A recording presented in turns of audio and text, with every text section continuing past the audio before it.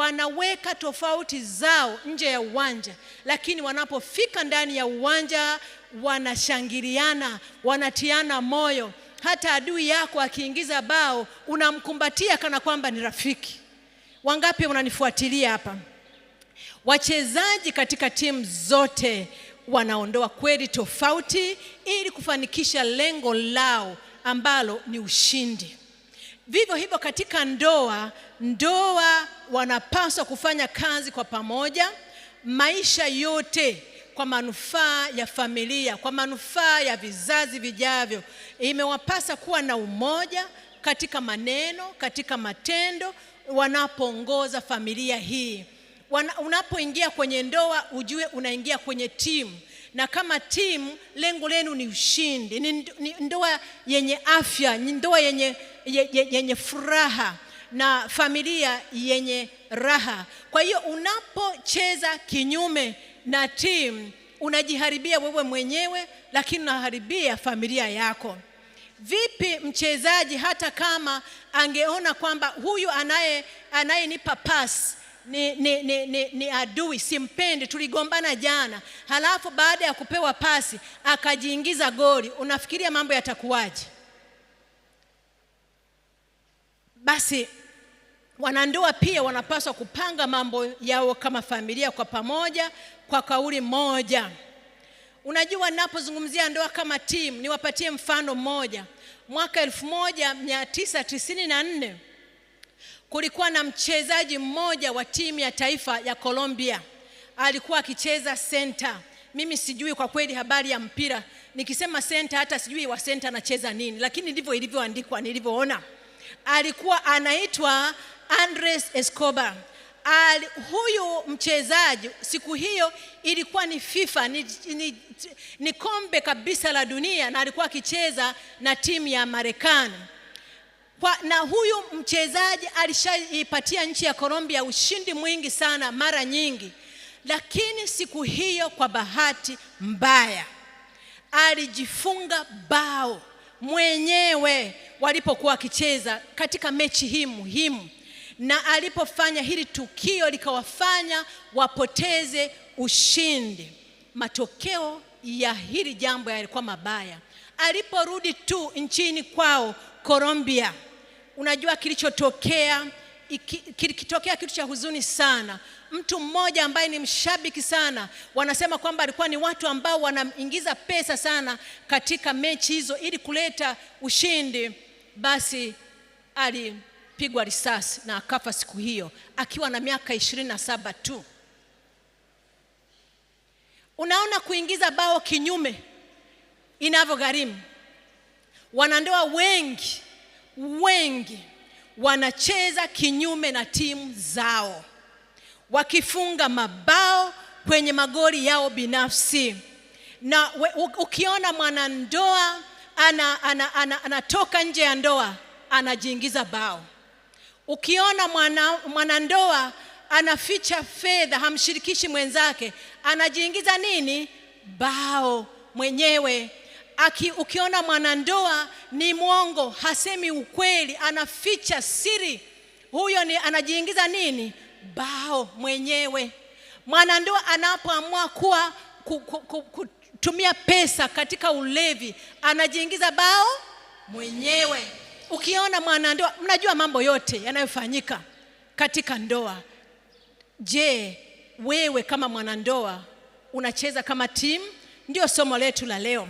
Matokeo ya kufanya hivyo mara nyingi sio mazuri. Ndoa zinavunjika, watoto wanaharibikiwa, umaskini unaingia, afya zinaharibika, wakati mwingine hata vifo vinatokea, na mbaya zaidi kuna hatari ya kupoteza uzima wa milele kwa sababu mahusiano na Mungu yanakuwa katika mashaka.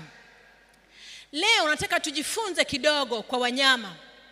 Na neno la Mungu linatuambia katika kitabu cha Ayubu sura ya 12 fungu la 7 na la 8, linasema hivi: lakini waulize wanyama nao watakufundisha, waulize ndege wa angani na nao watakuambia, au sema na nchi nayo itakufundisha. Samaki wa baharini wakujulishe. Yaani katika viumbe vilivyowekwa katika dunia hii, ukivitazama vizuri una masomo makubwa ya kujifunza. Leo tutataka kuzungumzia juu ya aina ya ndege waitwao penguin. Ndege waitwao penguin hawapo hapa, kwa hiyo huwezi kuwafahamu kirahisi, lakini wanapatikana sana katika bara la Antarctica, hasa hawa aina ya emperor penguin. Kuna aina zingine za penguin, lakini huyu emperor penguin ndio nataka tuzungumzie tabia zake. Na baada ya hapa naweza nisiseme maneno mengi, lakini hawa ndege nawapenda sana. Hata wewe ukienda usome vizuri. Hawa ndege wao ni ndege wa ajabu sana. Hawa hawaishi tu kwa kustahimili mazingira magumu ya upepo mkali wa kimbunga na baridi kali katika kule Antarctica. Ni mahali ambapo baridi inaweza ikafika hadi nyuzi 60 minus 60. Ni baridi kali sana. Wanaweza wakaishi huko katika hali ya hewa ngumu sana duniani. Lakini hawa penguin wana sifa moja, ni wanandoa marafiki. Kama unaona hapo kwenye picha kitu ambacho nimekiweka hapo, yani hapo sio uongo, ndio ukweli, ndivyo wanavyoonekana.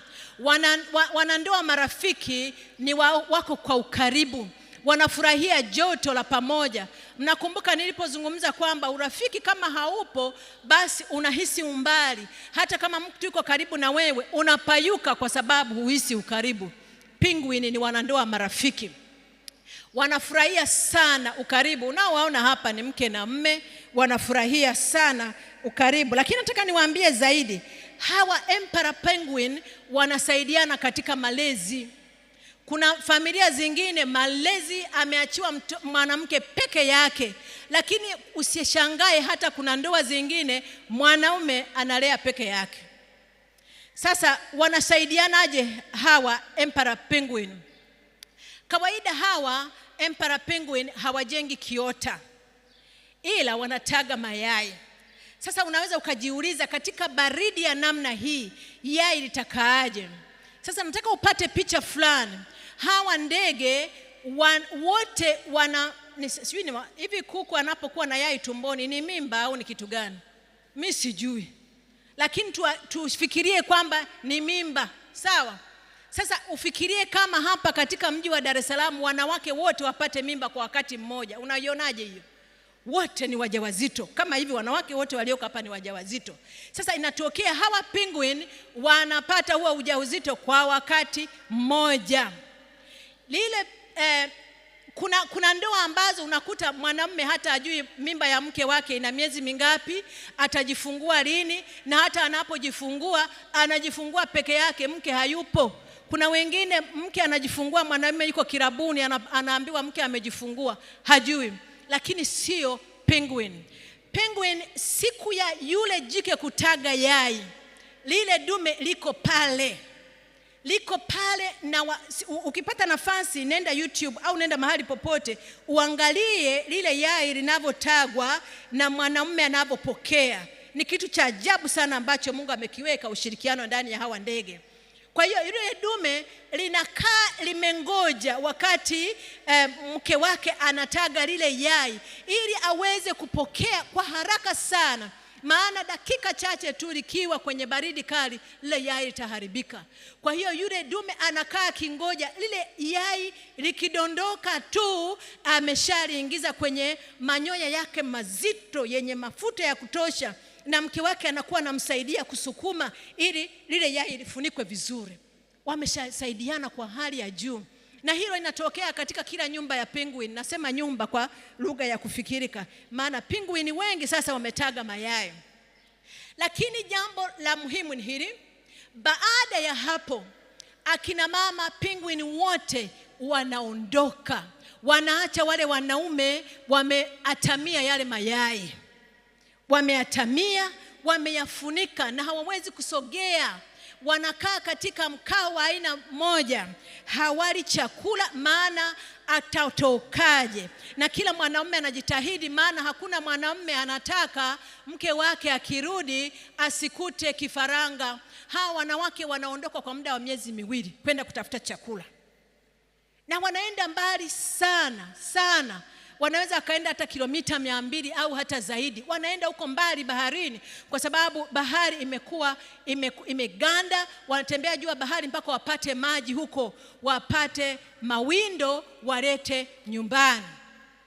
Sasa wale wanaume penguin, hapa nimeonyesha picha wakati penguin amepokea yai. Huyo mwanamume mnamwona akisogeza vizuri kulitunza. Sasa wale akina baba penguin wanapoatamia, upepo mkali unakuja, wanakaa pamoja, wanasogeleana watunze joto kulinda wale watoto. Na anasema wanapunguza kilo nyingi katika kipindi hicho, maana wanafunga kwa miezi miwili, kujinyima kwa hali ya juu kwa hawa kina baba. Na anapokuwa amefunga muda mfupi kabla ya kina mama hawajarejea, inabidi atotoe yule penguin. Na kabla ya hapo, unajua upepo unapopiga mgongoni, wale penguin wanasaidiana, mara wanageuza, wanasema mlikuwa migongo yenu iko juu inapokea upepo, hebu tupokezane. Wanapokezana kwa miezi miwili. Na sasa baada baba ana uwezo wa kupoteza hadi 40% ya uzito wake hadi 50 akiwa katika hali ya baridi na kimbunga kikali. Wanaume hawa hawali kabisa. Sasa yule kifaranga anaweza akatoka akazaliwa, mtu wa kwanza kumuona ni baba yake, mama yake hajafika. Na baba anajitahidi, kuna aina fulani ya mafuta yaliyopo humu katika koo lake, anatoa ili mtoto aendelee kuishi. Mama akija amkabidhi mtoto kifaranga. Sasa wanaume wote wametotoa. Bwana Yesu asifiwe. Yaani hili nalitamani lingekuwa kwa wanadamu, lingekuwa jambo zuri sana. Wote wametotoa, wamefunika vifaranga, wanasubiri wake zao warudi. Sasa wewe kama mwanaume utacheza kutotunza kifaranga chako? Utakitunza vizuri, maana mama anafika na kuuliza kwa mara ya kwanza, mtoto wetu yuko wapi? Sasa kwa sababu wakati huu kama nilivyosema, baba anajitahidi kumtunza yule mtoto kwa kutoa angalau kile kidogo kilichobaki ndani yake, na amekonda kweli.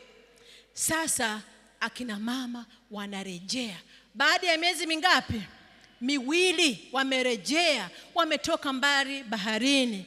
Wakija, nataka usikie kitu cha ajabu sana. Unaona huu umati, kwa mfano huu umati wote ni wa penguin, wanakusanyika, wanaweza kufika mpaka 6,000 kwenye koloni moja. Sasa wale wa mama akija, unajua mume wako yuko wapi? Hebu ona katika sura hizi, wamefika. Mume mwenye kifaranga, wote wanafanana. Sasa nilikuta kitu cha ajabu kinachosema wale wakina mama wanaita, wanapaza sauti. Kelele hapa ni kutafutana.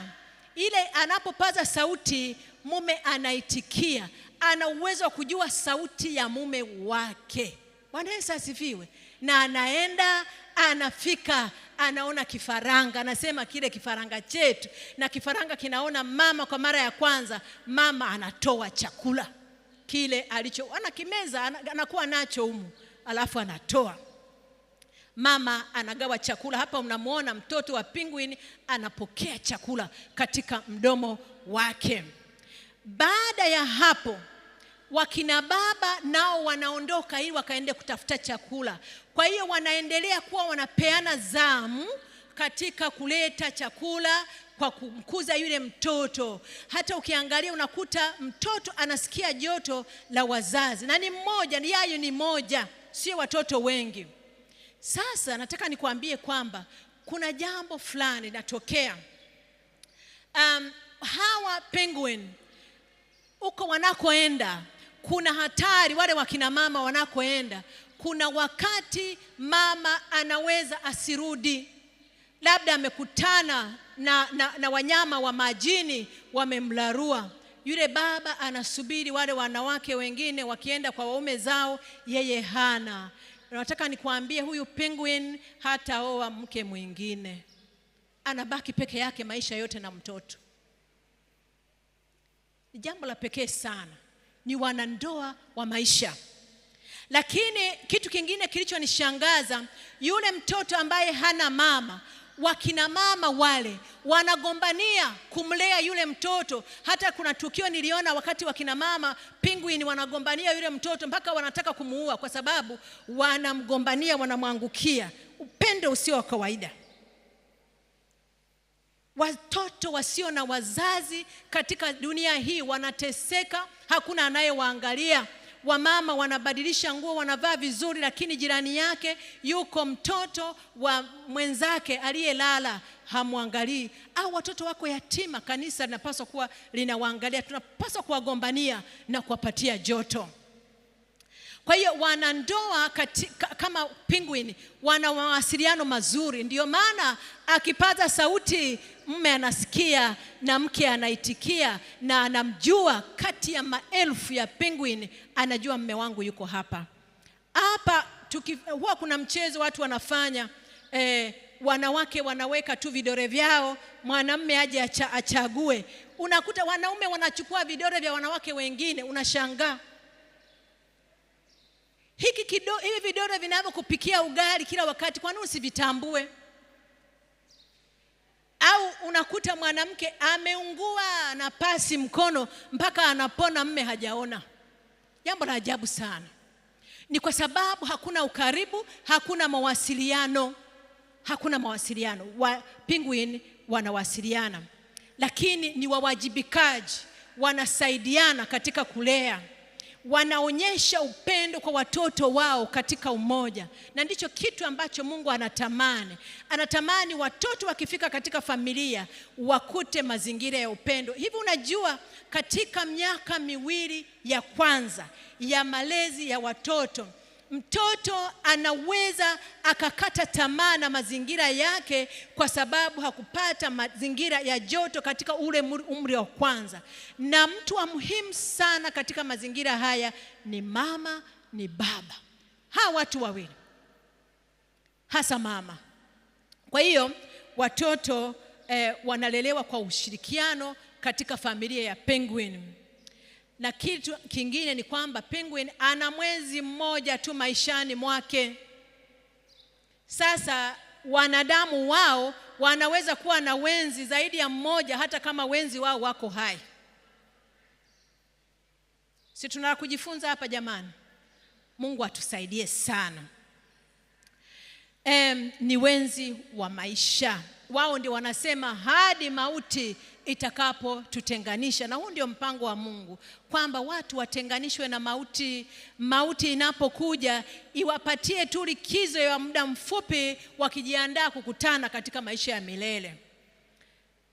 Na wanashirikiana katika jukumu la malezi, na ni marafiki wanaooneshana upendo wao mara kwa mara. Hili ni somo kubwa tunalojifunza kwa penguin.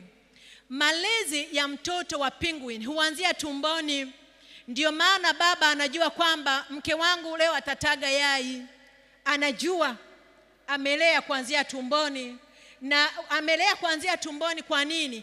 Ametunza yai kabla halijatotolewa kwa muda wa miezi miwili. Ni malezi, sio malezi? Ni malezi. Ametoa joto, amejitahidi anavyoweza kumtunza mtoto wake. Kwa hiyo haya ni masomo makubwa sana ambayo wanadamu tunapaswa kuyaangalia, hasa tunapokuwa tukihudumiana katika familia, tukishirikiana. Nikuulize wewe uliyeko hapa, unayenisikiliza hapa, unayenisikiliza huko kwenye kituo fulani au hata katika nchi nyingine. Je, ndoa yako unacheza kama timu? Katika familia mnashangilia goli pamoja? Mnaondoa tofauti zenu ili muweze kufanikisha? Mungu anahitaji wanandoa walio na ushirikiano. Unajua, ndoa ndio kielelezo kinachoweza kueleza mahusiano ya ukaribu kama tunavyoweza kueleza Utatu Mtakatifu. Mungu Baba na Mwana na Roho Mtakatifu ni nafsi tatu zenye kujitegemea, lakini zilizo na umoja wa hali ya juu. Ndio maana tunasema Mungu mmoja. Na sasa katika neno la Mungu tumeambiwa kwamba neno la Mungu linasema kwamba wanandoa wanapoungana wanakuwa si wawili tena, bali ni mwili mmoja. Lakini ukiangalia ni sura tofauti, una urefu tofauti, uzoefu tofauti. Wanakuwaje mwili mmoja? Ni kwa sababu wanaaksi ile tabia ya uungu wa Mungu na wanaishi katika umoja wa hali ya juu. Hivi ndivyo kutembea kwa sura ya Mungu katika dunia hii. Unajua, ndoa nyingi zingeaksi sura ya Mungu, Mungu angejivunia sana. Hiki ndicho Mungu anachotamani kukiona katika kila familia. Wangapi wanasema Mungu nisaidie, unijalie umoja katika ndoa yangu, nicheze kama timu. Najua sio rahisi, lakini Mungu nisaidie. Nataka kuomba ombi kwa ajili yetu wote. Nani anasema Mungu nisaidie? Asante. Mungu anaona na Mungu anatenda. Tuombe. Baba mtakatifu, Mungu wa milele, wewe ambaye ulitupatia hii taasisi nzuri, taasisi ya ndoa na familia, unafurahi sana tunapoishi kwa umoja. Hata neno lako limetuhimiza kukaa kwa umoja na ushirikiano. Bwana, tunajua mtindo wa yule adui ni kuja kutugawa, kututenganisha, kuweka ubinafsi, kuondoa upendo. Maana palipo na upendo, umoja unapatikana. Ninakuomba Bwana, umeiona mikono hii iliyonyoshwa mahali hapa na kule kwenye kituo. Ninaomba Bwana ufanye jambo katika ndoa zilizosikiliza somo hili. Leta umoja, asiwepo wa kuingiza bao katika goli lake. Lakini Bwana, humu ndani wapo pia wazazi ambao wanalea watoto peke yao. Wapatie nguvu, wapatie uwezo, wapatie ushindi. Tumeomba katika jina lake Yesu, amen. Bwana wabariki.